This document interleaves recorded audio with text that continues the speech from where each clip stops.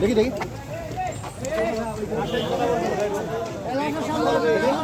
অবরোধ চলতেছে, সুতরাং চারিদিক দিয়ে কিন্তু কাজ চলছে, কাজগুলো আন্ডারে কিন্তু আমরা আছি।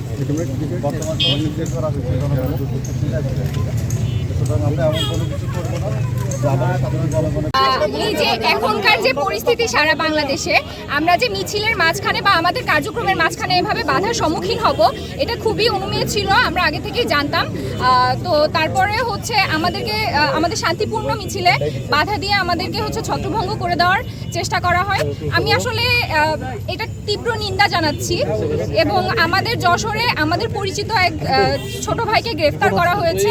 আমরা চাচ্ছি যে কোনো মূল্যে তাকে আজকের মধ্যেই যেন তাকে নিরাপদে বাসায় পৌঁছায় দেওয়া হয়, তার কোনো ধরনের ক্ষতি যেন হয় আমরা এটা চাই।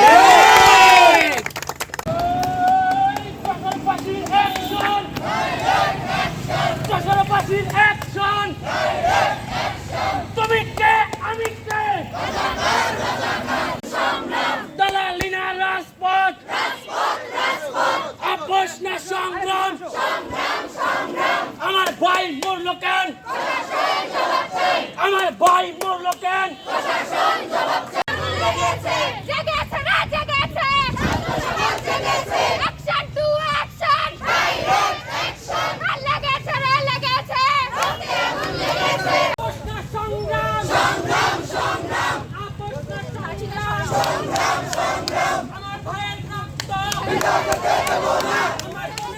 প্রাপ্ত হয়েছি এটা আসলে অনুমেয় ছিল, কারণ সারা বাংলাদেশে এইভাবে ধরপাকড় চলছে, এরকম দমন নিপীড়নের মাধ্যমে ছাত্রদের দমিয়ে রাখার চেষ্টা করা হচ্ছে।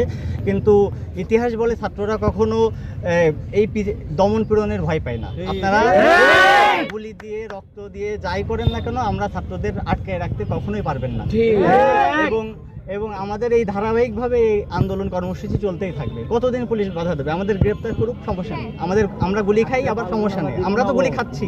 কিন্তু সেই জায়গা থেকে আমরা আমাদের দাবি পূরণ না হওয়া পর্যন্ত, আমাদের 9 দফা দাবি পূরণ না হওয়া পর্যন্ত এবং আমাদের যে শহীদ হয়েছেন তাদের বিচার না হওয়া পর্যন্ত আমরা এই রাজপথ ছাড়তে পারবো না।